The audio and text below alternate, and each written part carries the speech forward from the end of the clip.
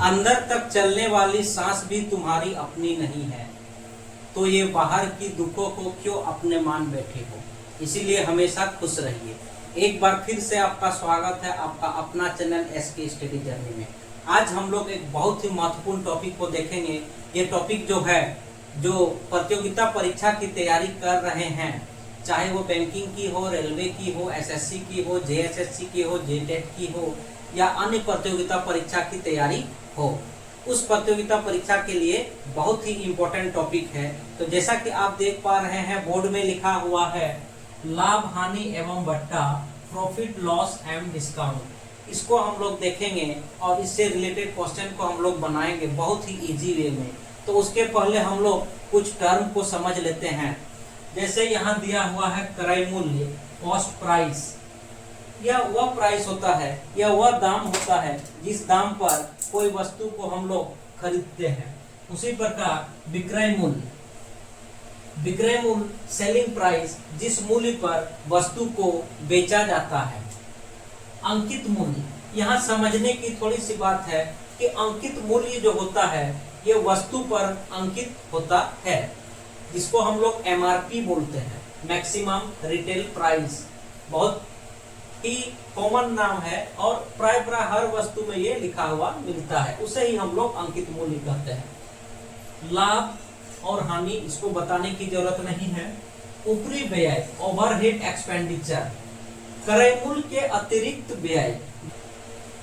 जैसे हम लोग मानते हैं कि एक साइकिल हम लोग 1000 रुपया में खरीदें, साइकिल में सीट कवर लगाएं, साइकिल में घंटी लगाएं या अन्य को हम लोग सजाएं, उसमें हम लोग को 300 रुपया लगा।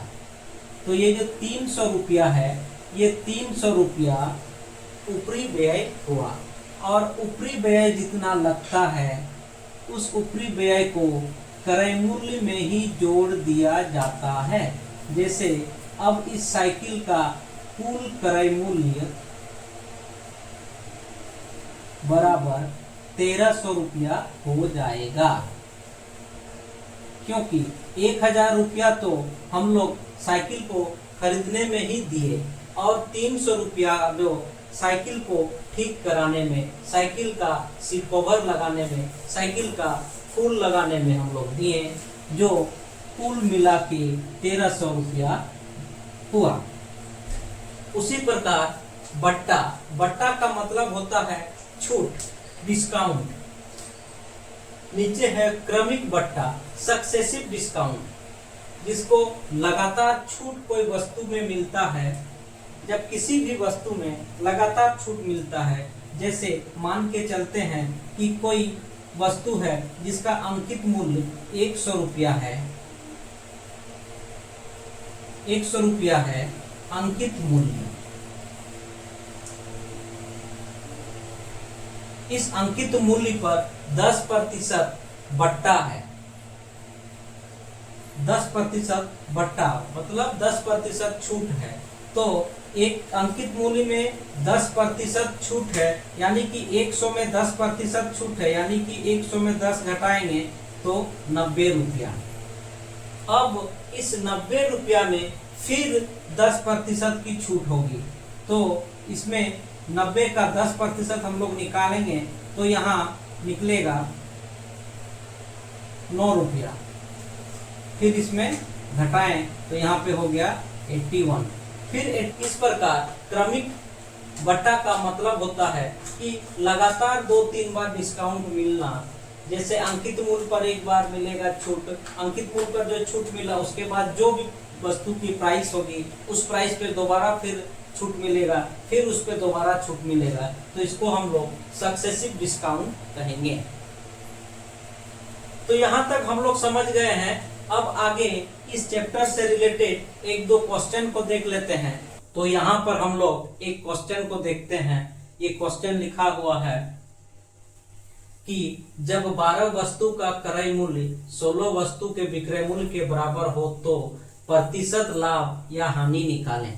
तो इस क्वेश्चन को सॉल्व करने से पहले हम लोग ऊपर में एक ट्रिक लिखा हुआ है, उस ट्रिक को समझते हैं।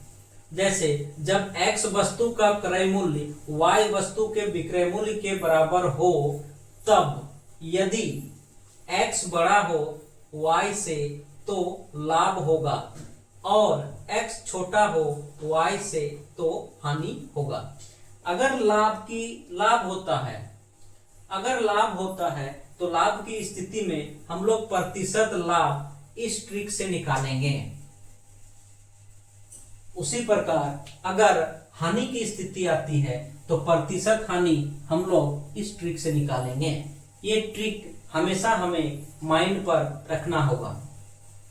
तो यहाँ पे हम लोग देख रहे हैं 12 वस्तु का क्रय मूल्य 16 वस्तु के विक्रय मूल्य के बराबर हो, यानी कि अगर ये x है और ये y है तो यहाँ पे हम लोग को देखने में पता चल जाता है कि y बड़ा है x से, यानी कि यहाँ पे हानि होगा।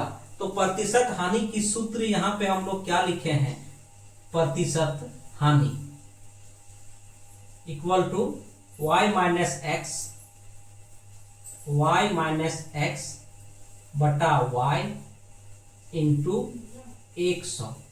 अगर इसको हम लोग सॉल्व करते हैं तो 16 घटाओ 12 बटा 16 गुना 100, यहाँ हो जाएगा 4 बटा 16 गुना 100। ये कट जाएगा 4 बार में और 4 से 100 कट जाएगा 25 बार में। तो हमारा आंसर निकला 25% हानि।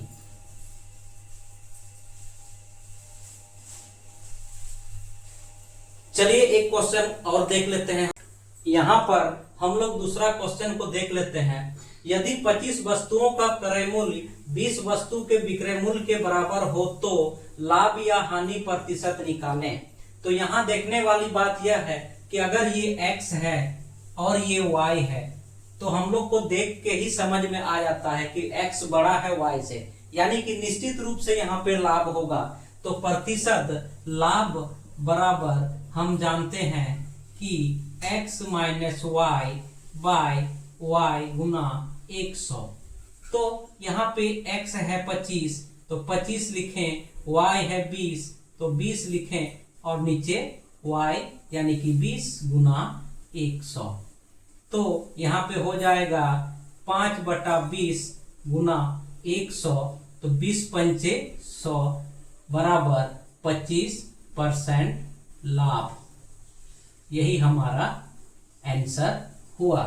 यहाँ पर एक क्वेश्चन हम लिख दे रहे हैं, उस क्वेश्चन को बना करके उस क्वेश्चन का आंसर को आप लोग कमेंट में लिखिएगा।